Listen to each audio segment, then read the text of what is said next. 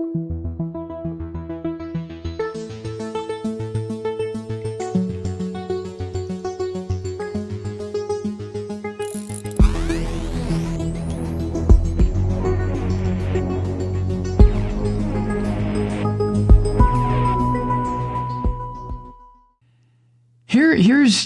an example of how William Barr, who's turning out to be more of a fascist than Trump. But yesterday, this dirty son of a bitch Barr escalated the Trump administration's attacks on Democratic-led cities by threatening to withhold federal funding from New York, Seattle, and Portland, Oregon, because they didn't respond the way the orange bastard and this fascist fat turd named William Barr wanted them to respond. Barr is portraying them as inadequate. The leadership of these cities, New York, Seattle, and Portland, are you kidding me? Inadequate because Trump is trying to make the civil unrest and the disobedience a cornerstone of his reelection campaign, which he already has done. So there's Barr. This is what he said in a statement announcing the Justice Department's response to a directive by the orange bastard this month to find ways to cut funding from these cities. This is what the fat Nazi said this morning. Quote, the cities permitted violence and destruction of property to persist and have refused to undertake reasonable measures to counteract criminal activities. And the fat Nazi went on, quote, we cannot allow federal tax dollars to be wasted when the safety of the citizenry hangs in the balance. It is my hope that the cities identified by the Department of Justice today will reverse course and become serious about performing the basic function of government and start protecting their own citizens, end quote. You filthy, filthy, bloated Nazi, you, William Barr. Oh, my God. Well, at least it will be very easy to know the enemy. I mean, we know the enemy already. I'm talking about not the enemy to me or to you, the enemy to the Constitution. That's all I'm talking about here is defending the United States Constitution. Defending it the way it was written, not the way it's been applied over the years to people of color, to indigenous people, to women, to children. No. The way it was written. Because it was written pretty goddamn well, wasn't it? Huh? We hold these truths to be self-evident. But,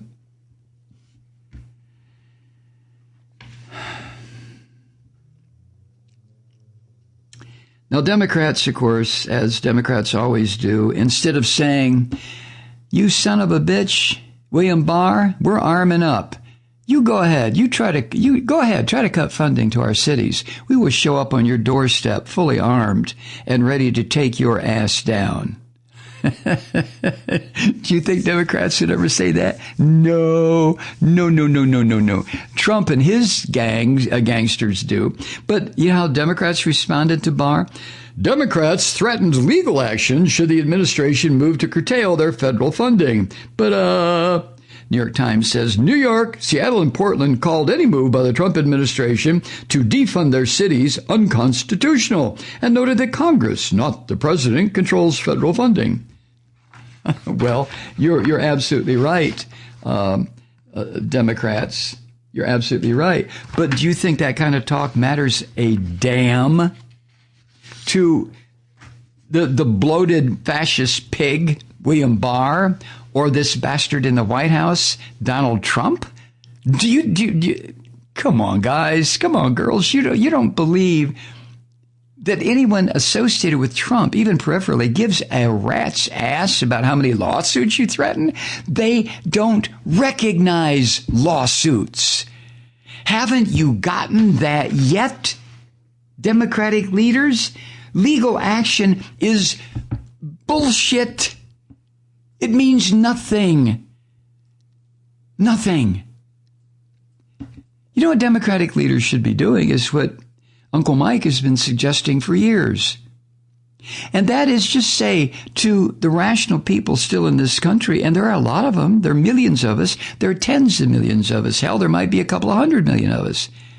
But the Democratic leadership should stand up on its hind legs right now and say, okay, the jig is up. I mean, it's over. The experiment has ended. Unless 100 million of us take to the streets and bring this bullshit to a stop now. Put your mask on. Stay 6 feet away. But bring 100 million into the street. Democrats aren't going to do that. I mean, they had the examples from the civil rights movement in this country, from the human rights and civil rights movement in India, in South Africa, in various countries, from the politically instigated movements toward freedom that were quickly smashed, whether it was Egypt or Syria or Russia. I mean, the examples are there, but there were never enough people. I mean, you put 300,000 people in the streets of Moscow, yawn. You put 500,000 people in the streets of New York, I know because I've been in crowds like that, yawn. That doesn't mean shit. You want to get serious? Then you bring out 5, 10, 15, 50, 75 million people who say it's time to bring this machine to a stop. And we put ourselves in the gears. We do what Mario Savio said, 70 years ago? 60 years ago? Huh? Oh my God. That's what it will take. Do you think Democrats are going to do that? No, they're going to file lawsuits. We're going to go to court. Yeah, we're going to go to court is what we're going to do.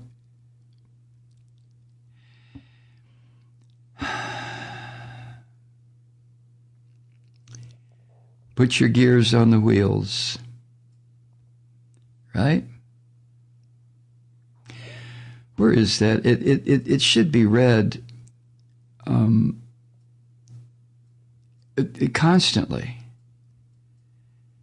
What Mario Savio said.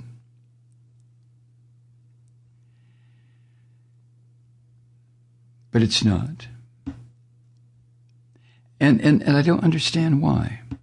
I don't understand why it isn't taught in school.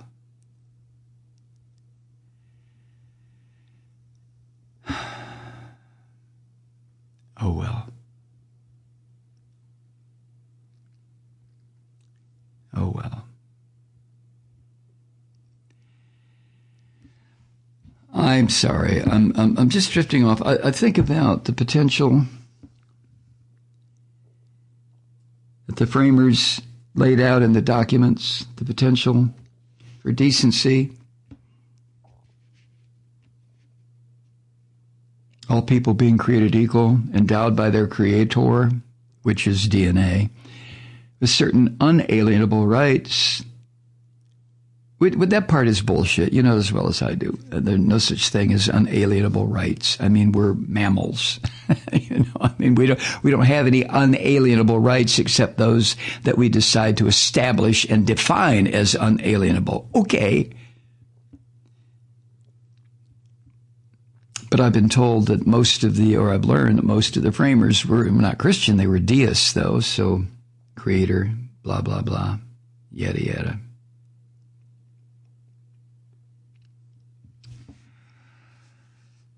I'm all over the place this morning. I'm recording this in the morning, Tuesday morning. And I'm just overwhelmed with what has occurred since last Friday. This is only Tuesday. Ever since the announcement of Justice Ginsburg's death. I don't know. Has it been hard for you to function because of what her death implied in a political sense?